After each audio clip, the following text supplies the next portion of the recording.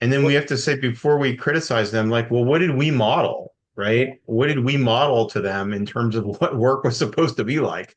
Like their last job was delivering pizzas in college. Uh, And then we're all like up in the mountains and in Florida crushing it on our laptops during COVID because we're good at what we do.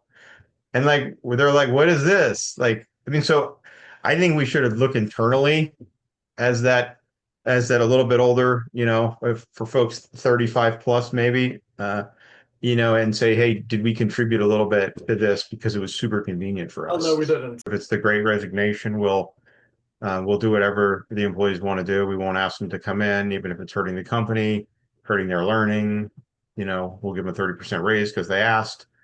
And then, oh, gee, the job market's a little softer, so now we can force them back in because they probably have fewer options. I actually was talking to an executive, not a current client, but an ELT member, and he said, guy I've known for a while, and he said, John, I think that he's chief legal officer.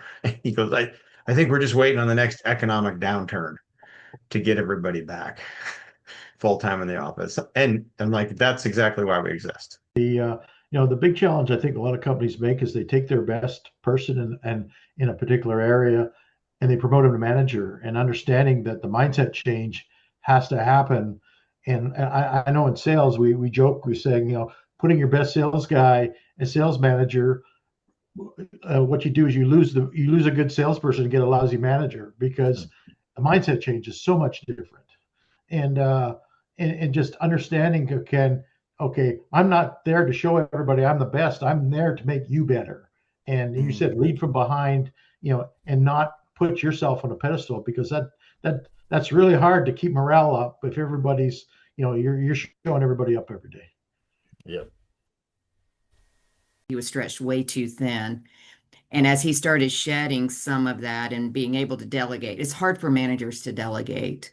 It's very hard because they always feel like they can do it better themselves. And especially, this was an organization where most of these folks had kind of grown up with the company. And so they're very protective of their territory. And it was very scary to to delegate that out. But Wow. teaching them that delegation can be a good thing as long as you're monitoring it. And so what we started looking at was putting metrics together. And by doing that, you make yourself dispensable.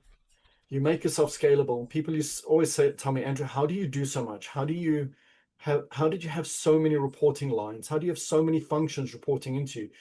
And it's because my job is to find the right person, figure out what they got to do, put them in the job, tell them it's theirs, train them, make them feel comfortable and safe that it's theirs, and then step the hell out of the way and be there to move the boulders out of their way so they can actually do the job. And by doing that, I mean, I had something like 16, my last job, I had something like 16 functions reporting into me, and running them. Jeez. And time on my hand.